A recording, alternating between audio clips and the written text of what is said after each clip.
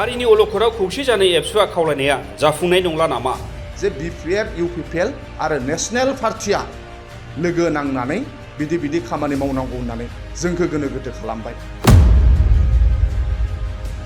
माहारियारि आफाद एबसुआ खौसे जानायनि बिथिङाव डाबल स्टेन्डार्ड बिफाव लादों नामा?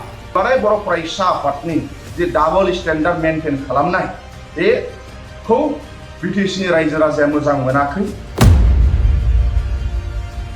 ओनसोलारि राजखान्थि हान्जानि सायाव फोथायना बर'फोरखौ खौसे आवगायलांनो थिननाय दिपेन बर'नि बिबुंथिया मानो सोलायखो?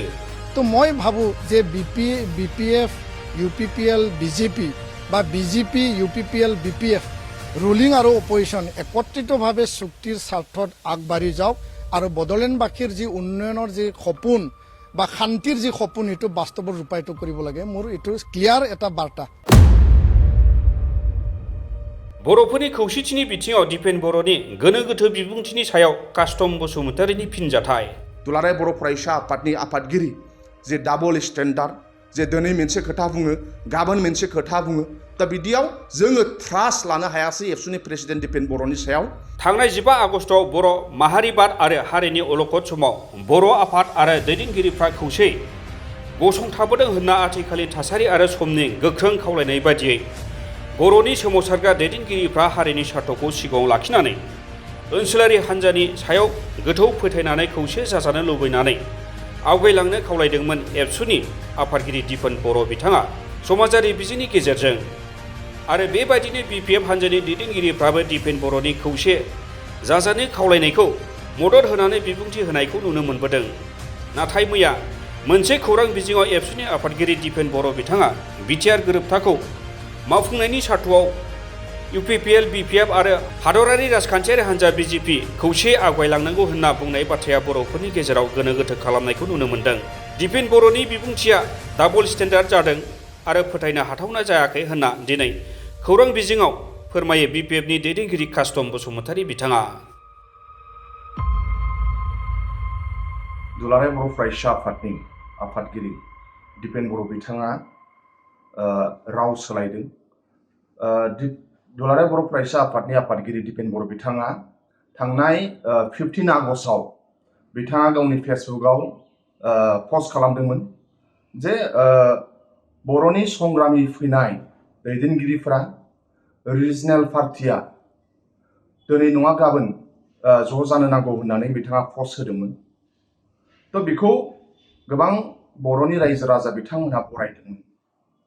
दा नाथाय एबसुनि आफादगिरि बिथाङा राव सोलायबाय। मैया दाखालि बिथाङा आरो गुबुन मोनसे स्टेटमेन्ट होबाय जे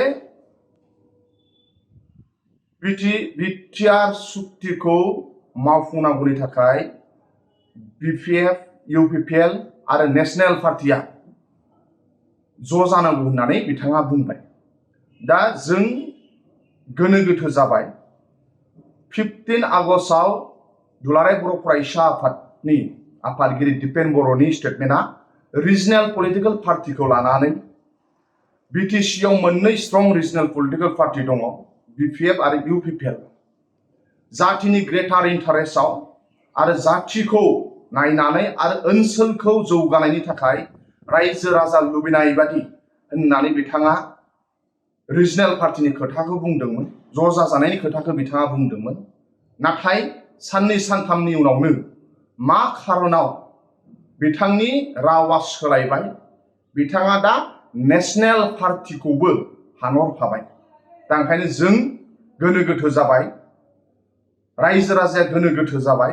दा ओंखायनो रायजो राजाया लुबैदोंमोन जे रिजनेल पलिटिकेल पार्टिया ज' जानो नांगौ आरो बिटिसिखौ पावारफुल खालामनो नांगौ आरो बिटिसिनि रायजो राजानि मोजांनि थाखाय खामानि मावनांगौ होननानै रायजो राजाया लुबैदोंमोन।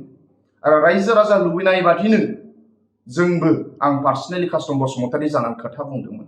नाथाय दाखालि बावैनि जे दुलाराय बर' फरायसा आफादनि गाहाय मावख' बड'फा हाउसआव दिपेन बर'आ प्रतिदिन जे चेनेलाव जि इन्टारभिउ होबाय जे बिथाङा मा खारनाव नेशनेल पलिटिकेल पार्टिखौबो हानहरफाबाय। दा बियो मोनसे मा खारनाव बुंखो जोंखौ गोनो गोथो खालामबाय।